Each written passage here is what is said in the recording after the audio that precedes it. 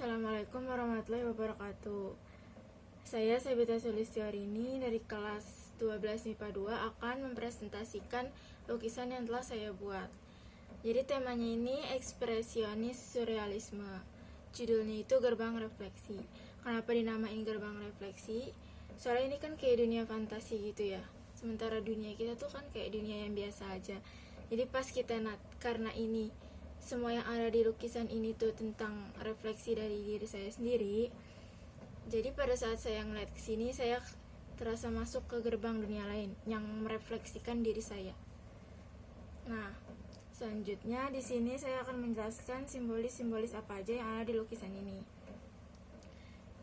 Yang pertama itu, jadi kan di sini ada pemandangan. Nah, pemandangan di belakangnya ini tuh melambangkan kayak keindahan, kesempurnaan, pokoknya sesuatu yang selalu diinginkan sama manusia. Kenapa si peri yang ini natap ke sana? Artinya dia tuh mau. Jadi kenapa dia natap ke belakang ke arah pemandangan ini itu karena dia mau hal-hal yang dipunya pemandangan ini. Kayak sama aja manusia mengincar kesempurnaan. Manusia pengen bisa ini, pengen bisa itu. Nah, padahal dia tuh udah punya ini. Semanggi daun 4. Kalau di dalam filosofi, semanggi daun 4 itu kan melambangkan keberuntungan. Terus dia juga berpijak di tanah yang berbunga. Ini bisa dilambangkan sebagai lingkungan yang positif. Terus juga dia punya sayap. Sayap ini di sini bisa dibilang privilege yang udah ada dari lahir. Jadi bisa kayak berupa terlahir sebagai anak orang kaya atau emang dari lahir dia udah cerdas. Nah, jadi kenapa kan di sini sayapnya patah? Kan dia di sini punya sayap. Kenapa? Karena tadi dia bilang dia pengen ke pemandangan ini ya. Kenapa dia nggak langsung terbang? Padahal kan dia punya sayap. Sayapnya ini tuh patah. Nah, patah di situ itu melambangkan jadi kayak semangat dan harapan si ceweknya. Jadi si peri ini tuh sebenarnya udah berusaha buat dapetin, buat memenuhi apa yang dia pengen, keindahan si pemandangan ini punya. Tapi usahanya ini gagal, sia-sia. Jadi dia ngerasa kayak kalau tahu dari awal apa yang dia lakuin bakal gagal atau nggak sesuai ekspektasi dia, atau dia nggak berhasil dapetin apa yang dia mau ini, kenapa dia harus usaha gitu. Jadi saya patah ini tuh ngelambangin kalau si ceweknya ini tuh ngerasa kesel, kecewa karena usahanya dia gagal. Nah, terus jadi tuh sebenarnya terus kan kalau di dalam kehidupan peri-peri, sayap itu tuh kayak sebagai mahkota si perinya ya, kayak identitas si perinya. Jadi keindahan si peri itu dilambangkan karena sayapnya. Karena sayapnya di sini patah, ini tuh maknanya juga bisa dijadiin kayak si cewek ini, individunya tuh udah bukan seorang individu yang baik lagi. Jadi dia tuh udah tercemar. Kenapa? Karena dia nggak bersyukur. Dia masih pengen hal yang lebih lagi, kayak dia pengen apa yang dipunya pemandangan ini. Padahal yang dia punya itu udah cukup. Jadi dia sibuk menuhin tuntutan rasa iri dia ke yang lain sampai lupa mensyukuri hal-hal yang dia punya nih di sekitarnya. Nah, terus ada lagi di sini itu airnya kan warna-warni ya. Dari biru, kuning sampai makin jauh tuh makin oranye.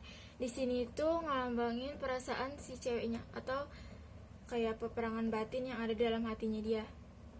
Jadi kayak gimana ya, kan dia tadi gagal, dia sering gagal, dia pernah mengalami kegagalan, dan yang bikin dia ngerasa kayak ini buang-buang waktu banget gitu.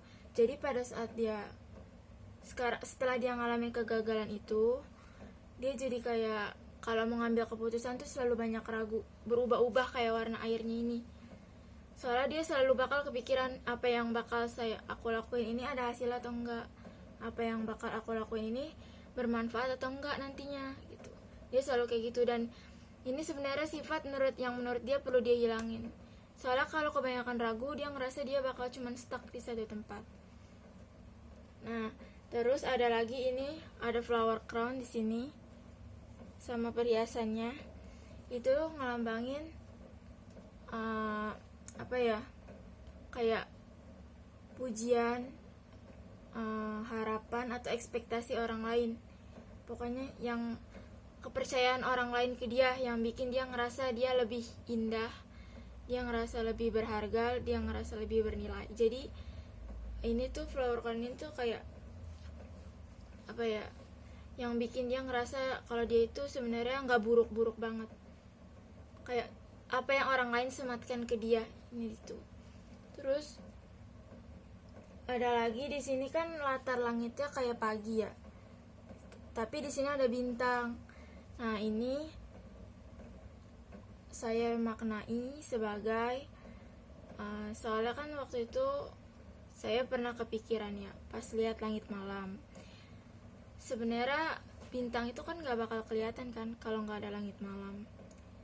Jadi di sini itu sama aja kayak usaha kita atau jerih payah kita dan pengorbanan kita itu harus ada buat kesuksesan kita. Jadi kesuksesan dan kebahagiaan kita nggak bakal nampak kalau nggak ada pengorbanan yang identik tuh sama gelap-gelap, atau usaha itu identik sama gelap kan. Jadi intinya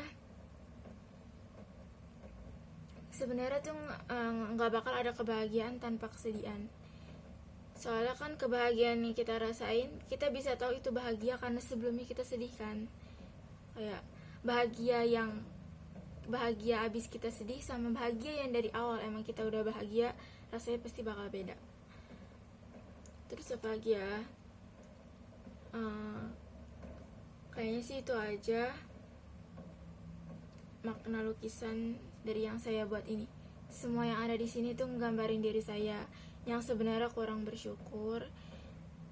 Kadang saya lupa juga buat mensyukuri hal-hal di sekitar saya karena saya sukanya sibuk membandingkan diri saya sama orang lain dan memenuhi tuntutan rasa iri saya ke orang. Terus pesannya ada di lukisan ini tuh, kadang kita terlalu sibuk menuhin tuntutan dari dalam diri kita sendiri sampai kita lupa mensyukuri hal-hal di sekitar kita. Dan kadang itu juga bikin kita jadi gak bahagia karena kita super capek. Belum tentu apa yang kita selalu pengen itu sesuai ekspektasi kita. Nah, pesannya itu, kalau amanatnya itu dari saya, banyak-banyakin bersyukur. Kayak iri atas sesuatu yang orang lain dan punya dan kita enggak itu wajar. Terus marah, kesel, kecewa karena usaha kita yang kadang sia-sia atau mungkin belum ngebuahin atau nggak akan pernah ada hasilnya juga, itu sebenarnya wajar aja. Yang nggak wajar itu kadang kita suka nyalahin takdir atau gimana ya, kita suka nyalahin takdir. Udah gitu, dan lebih parahnya lagi, bahkan saat kita punya keinginan kita nggak punya usaha sama sekali. Jadi kita mau banyak tapi usaha kita nol. Itu yang lebih parah lagi.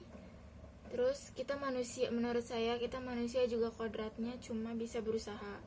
Kayak kalau kita mau merubah sesuatu, kita harus usahakan. Berubah atau enggaknya nanti itu bukan kehendak kita, karena kita manusia cuma bisa berusaha. Kalau gitu, sekian dari saya, kurang lebihnya mohon maaf. Wassalamualaikum warahmatullahi wabarakatuh.